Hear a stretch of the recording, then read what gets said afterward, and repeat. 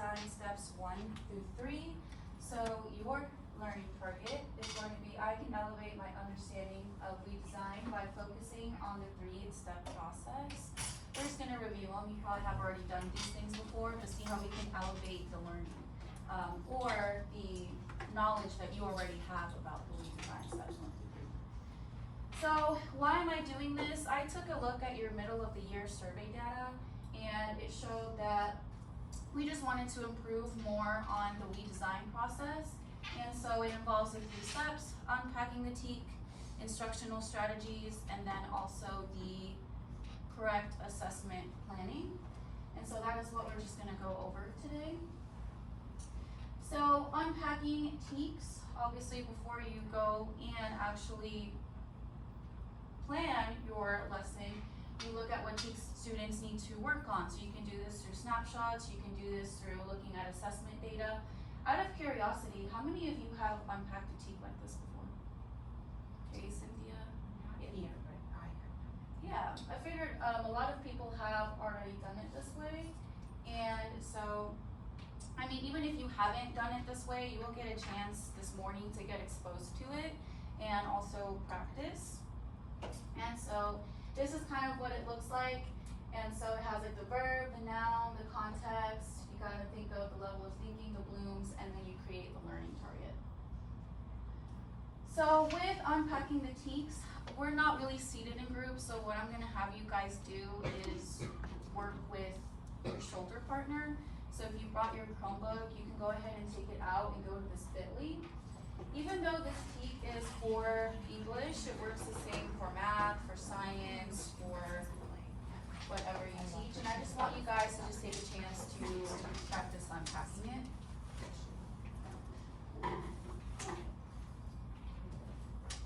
And also, I mean, you can use the template as a resource afterwards. If you want to use the template, you can. If you don't, you don't have to. So I'm thinking maybe Ms. Yu works with you guys.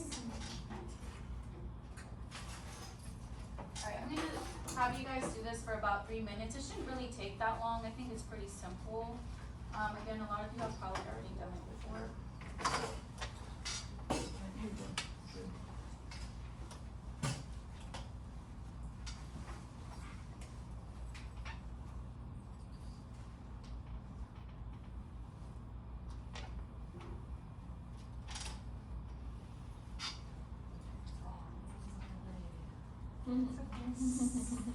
I tried to choose a really easy one though. You'll see the verb and just unpack it.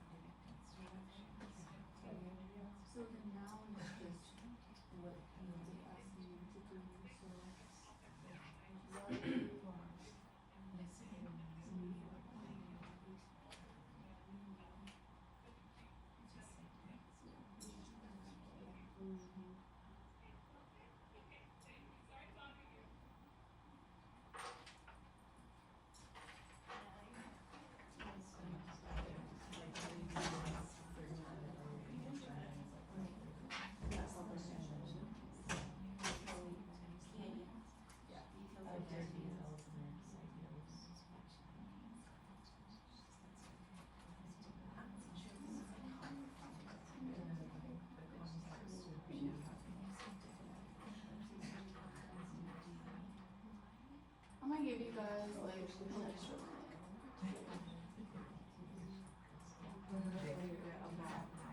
Wait, apply and create.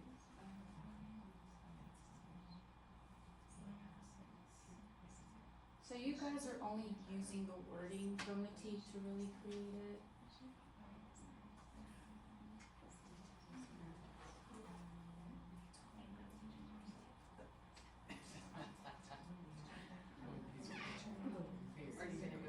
I think they need to do it, because I'm looking at my position.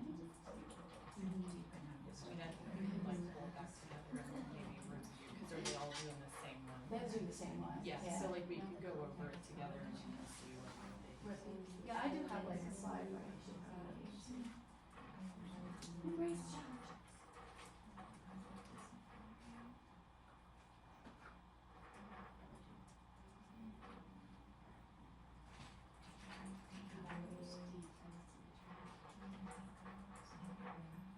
No. How do you do it more?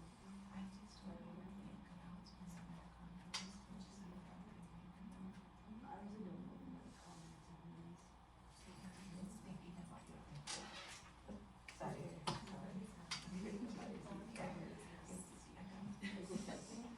Well, you guys finished. It is harder, I will say, when you look at different content, Oh, like yeah, something it that is. you're not as familiar with. You're like, oh, is that right?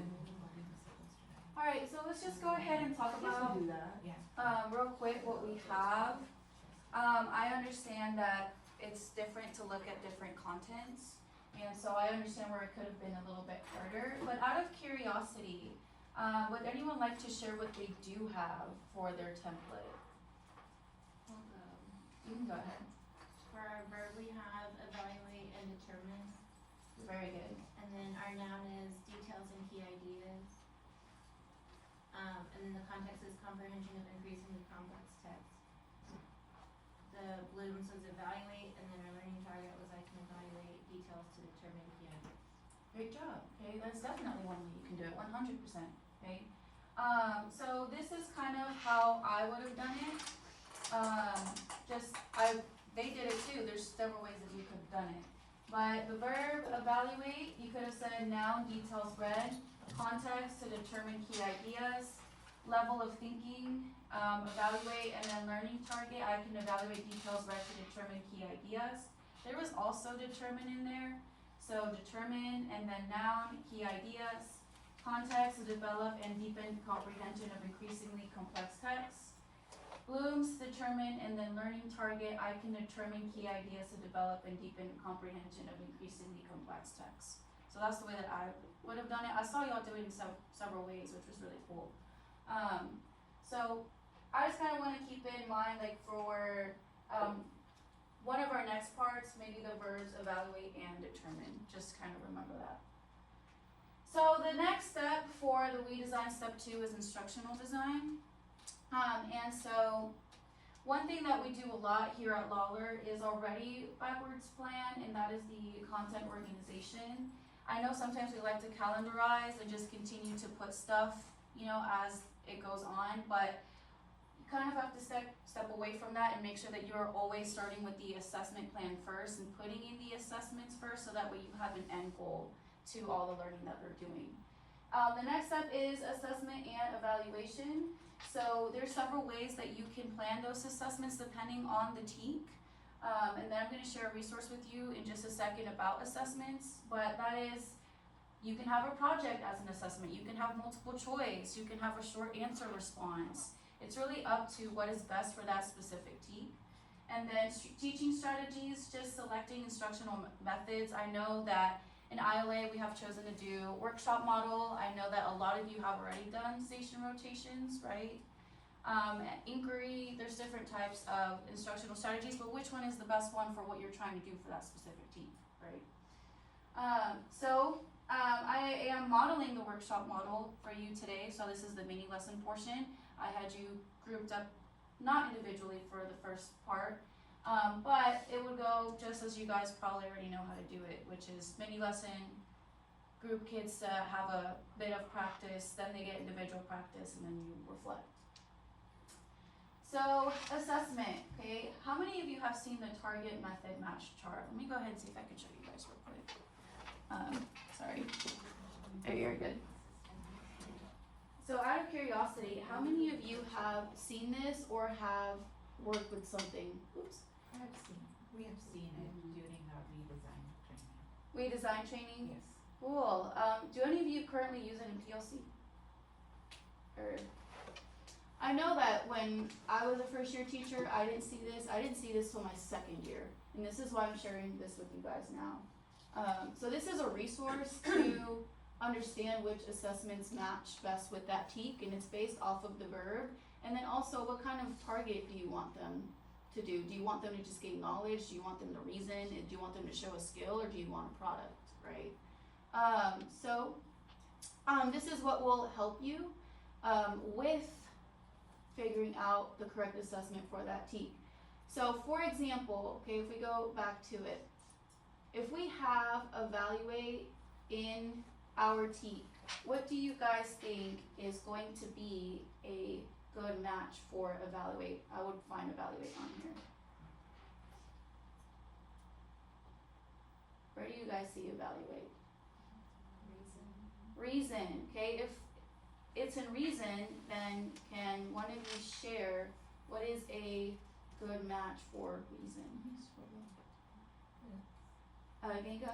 The constructive response Yep. would be a good match for the What else would be?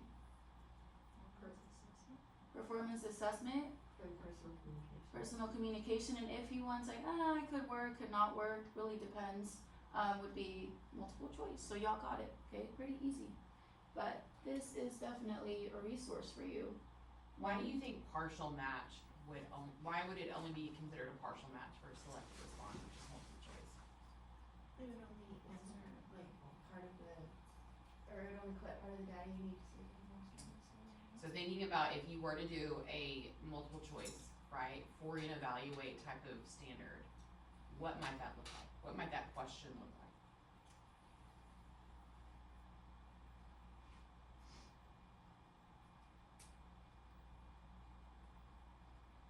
Could be like a star multiple choice, right? That says evaluate key details, and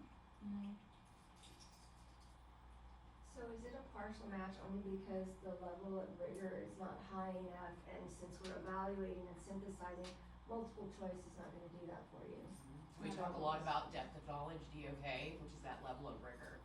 So whenever, like you said, Samora, if you're gonna have a partial match for that, you gotta make sure when you pose that question as a multiple choice question, you're having them look at something and evaluate through that. It can't be just like, like recalling a date. Like that's gonna be more of like knowledge or understand, but you're asking them to actually evaluate it.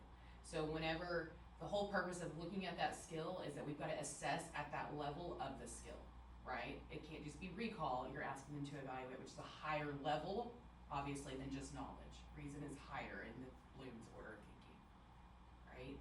So that's where that kind of comes from, right? Which is a little bit harder, but that you again are the designers of that assessment. And so using this and thinking through, it's not a bad match, right? We could use it. There might be a better one, obviously. There's 3 that are good. But could we do it? Yeah. It does match the level of rigor, but you just gotta make sure that when you assess it through that lens. okay. Well, there you guys go.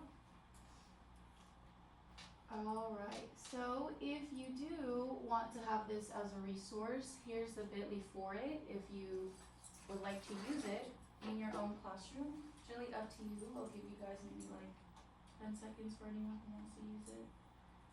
And then we'll move on from this part.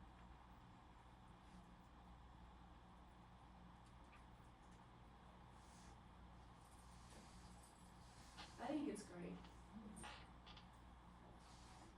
I didn't see this till past my first year here.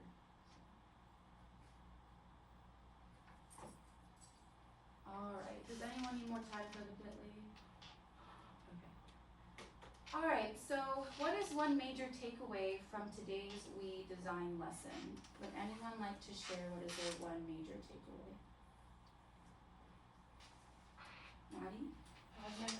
never even heard of lead design before. Yeah, I mean, it's not really something that we use in electives a lot, so, but it was, I like the chart for breaking down the teaks. I really like that. I like it too, cause it really gets you thinking. Anyone else want to share? How the, excuse me, I like how the teach is broken down.